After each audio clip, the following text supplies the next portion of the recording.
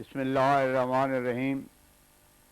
ملفوظات حضرت مسیح موعود 28 دسمبر سن 1902۔ ظہر کی نماز کے وقت مولوی عبدالکریم صاحب نے ایک احمدی بھائی کی نسبت حضرت اقدس علیہ السلام کی خدمت میں عرض کیا کہ ان کے دانت میں کرکٹ کھیلنے سے ضرب آ گئی تھی اور نیچے کا لب بالکل پھٹ گیا تھا۔ اس پر حضرت اقدس نے ارشاد فرمایا، تعجب ہے کہ دیدہ دانستہ اپنے آپ کو ہلاکت میں ڈالا جاتا ہے۔ اس جگہ کی یہ تعلیم نہیں ہے کہ ہر ایک قسم کے شر اور بدعت میں اپنے آپ کو ڈالا جائے، بلکہ یہ ہے کہ ہر ایک ہلاکت کی راہ سے پرہیز کیا جائے۔ لیاقت علمی اور شے ہے، کیا اگر انسان کو کوئی کھیل نہ آتی ہو تو اس کی لیاقت میں فرق آ جاوے گا۔ جن لوگوں کی یہ کھیل ایجاد ہے وہ تو مست ہیں، ان کو تلف جان کی پرواہ نہیں، مگر ہمیں تو پرواہ ہے۔ مغرب و عشاء کے درمیان چند ایک احباب نے اپنی روایات سنائیں۔ ناموں کی نسبت حضرت اقدس نے فرمایا کہ خوابوں میں ناموں کے الفاظ پر بڑا دار و مدار ہوتا ہے۔ تفاعل کے واسطے ہمیشہ نام کے معنی کی طرف غور کرنا چاہیے۔ لمبا سلسلہ نہ دیکھے، نام کو دیکھ لے۔ خواب میں دشمن سے بھاگنا، اس پہ فرمایا کہ اس کے معنی یہ ہوتے ہیں کہ دشمن پر فتح ہوگی۔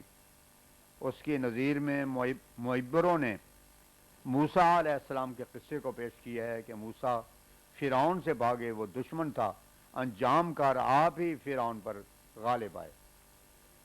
قبل دوپہر حضرت اقدس علیہ السلام کے حضور بعض احباب کو شرف قدم بوسی حاصل ہوا۔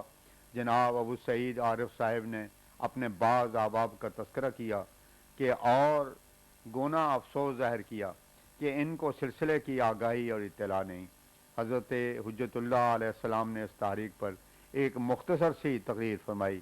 چنانچہ فرمایا، اللہ تعالیٰ نے اس دنیا کو دار الحجب رکھا ہے، کچھ چھپایا ہے، کچھ ظاہر کیا ہے۔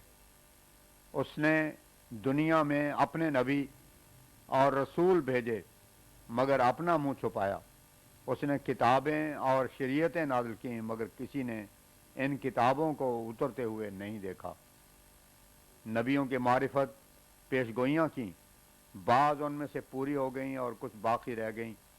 وہ لوگ جن کی نظر دنیا کی سطح سے اوپر نہیں جاتی، انہوں نے ان باتوں کو دیکھ کر اعتراض کیا اور کہہ دیا کہ فلاں بات پوری نہیں ہوئی، مگر انہیں اللہ تعالیٰ کی سنت پر اطلاع نہیں ہے۔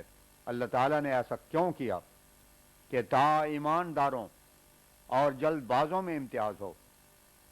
ہمارا ایمان ہے کہ اللہ تعالیٰ ہر بات پر قادر ہے، کہ اسے جو کچھ قیامت کو کرنا ہے وہ اسی دنیا میں کر کے دکھا سکتا ہے، کیونکہ وہ اعلیٰ کل شین قدیر ہے۔ البقرہ آیت 285۔ مگر پھر ایمان نہ رہتا اور نہ اس کے ثمرات میسر ہوتے۔ جو لوگ ایمان کی حقیقت سے ناواقف ہیں اور اس کو سمجھ نہیں سکتے، وہ ایسے اعتراض کرتے ہیں۔ ایمان کی حقیقت کچھ نہ کچھ مخفی رہنا ضروری ہے، کیونکہ اللہ تعالیٰ نے جو فرمایا ہے فَمِنْهُمْ شَقِيٌّ وَسَعِيدٌ، سورہ ہود آیت 106، دونوں فریق اسی سے بنتے ہیں۔ سعید جلد بازی نہیں کرتے بلکہ حسن ظن اور صبر سے کام لے کر ایمان لاتے ہیں، اور جو شقی ہوتے ہیں وہ جلد بازی سے کام لے کر اعتراض کرتے ہیں۔ جو لوگ منہاج نبوت کو نہیں چھوڑتے وہ ٹھوکر نہیں کھاتے اور کوئی ایسا اعتراض نہیں کرتے۔ میں دعویٰ سے کہتا ہوں کہ مجھ پر کوئی ایسا اعتراض نہیں ہو سکتا جو پہلوں پر نہ ہوا ہو۔ جو کوئی مجھ پر اعتراض کرے گا وہ دین سے خارج ہو کر اعتراض کرے گا۔ عرب صاحب نے حضرت حجت اللہ کے جذب کا تذکرہ کیا اور کہا کہ میں 1894 میں لاہور آیا۔ جناب خواجہ کمال الدین صاحب نے مجھے ایک کتاب آپ کی تصدیق میں اور ایک مولوی صاحب نے آپ کی تردید میں دی، مگر میں نے دونوں وہیں کسی کو دے دیں اور پرواہ نہ کی۔ مجھے کہا گیا کہ قادیان آؤں مگر میں نہ آیا، اور اب خدا کی شان ہے کہ وہ اس قدر فاصلہ سے یعنی رنگون سے مجھے لایا اور اس قدر خرچے کثیر کر کے مجھے آنا پڑا۔ عرب صاحب نے یہ بھی عرض کیا کہ میں نماز پڑھتا ہوں مگر دل نہیں ہوتا. حضرت اختص نے فرمایا جب خدا کو پہچان لوگے تو پھر نماز ہی نماز میں رہو گے. دیکھو یہ بات انسان کی فطرت میں ہے کہ خواہ کوئی ادنا سی بات ہو جب اس کو پسند آ جاتی ہے تو پھر دل خواہ خواہ اس کی طرف کھینچا جاتا ہے. اسی طرح پر جب انسان اللہ تعالیٰ کو شناخت کر لیتا ہے اور اس کے حسن و احسان کو پسند کرتا ہے تو دل بے اختیار ہو کر اسی کی طرف دوڑتا ہے اور بے ذوقی سے ایک ذوق پیدا ہو جاتا ہے. اصل نماز وہی ہے جس میں خدا کو دیکھتا ہے. اس زندگی کا مزہ اسی دن آ سکتا ہے جب کہ سب ذوق اور شوق سے بڑھ کر جو خوشی کے سامانوں میں مل سکتا ہے تمام لذت اور ذوق دعا ہی میں محسوس ہو. یاد رکھو کوئی آدمی کسی موت و حیات کا ذمہ دار نہیں ہو سکتا خواہ رات کو موت آ جاوے یا دن کو. جو لوگ دنیا سے ایسا دن لگاتے ہیں کہ گویا کبھی مرنا ہی نہیں وہ اس دنیا سے نامراد جاتے ہیں. وہاں ان کے لیے خزانہ نہیں ہے جس سے وہ لذت اور خوشی حاصل کر سکیں. انسان جس لذت کا خوگر اور عادی ہو جب وہ اس سے چھڑائی جائے تو وہ ایک دکھ اور درد محسوس کرتا ہے اور یہی جہنم ہے. پر جب کہ ساری لذتیں دنیا کی چیزوں میں محسوس کرنے والا ہو تو ایک دن یہ ساری لذتیں تو چھوڑنی پڑیں گی پھر وہ سیدھا جہنم میں جاوے گا. لیکن جس شخص کی ساری خوشیاں اور لذتیں خدا میں ہیں اس کو کوئی دکھ اور تکلیف محسوس نہیں ہو سکتی. وہ اس دنیا کو چھوڑتا ہے تو سیدھا بہشت میں ہوتا ہے.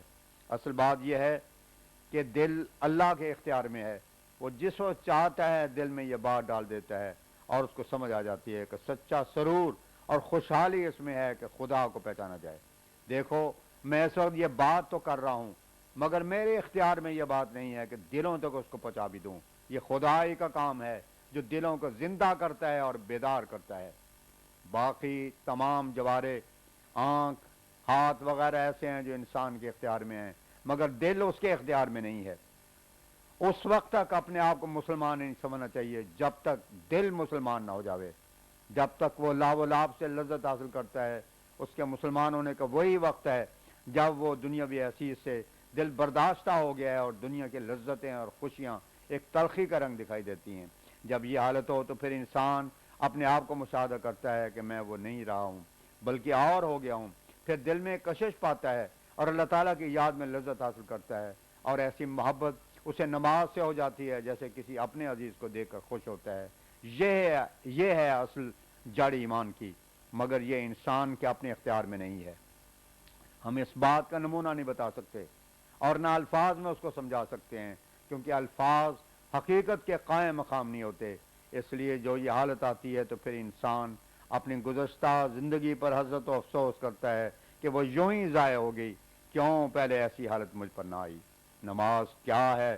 نماز دراصل رب و عزت سے دعا ہے جس کے بغیر انسان زندہ نہیں رہ سکتا اور نہ عافیت اور خوشی کا سامان مل سکتا ہے.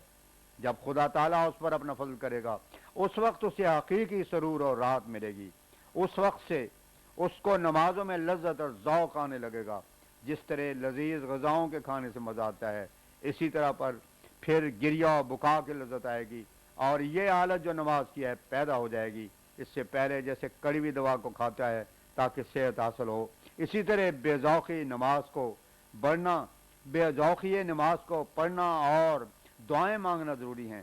اس بے ذوقی کی حالت میں یہ فرض کر کے کہ اس سے لذت اور ذوق پیدا ہو یہ دعا کرے کہ اے اللہ تو مجھے دیکھتا ہے کہ میں کیسا اندھا اور نابینا ہوں اور میں اس وقت بالکل مردہ حالت میں ہوں.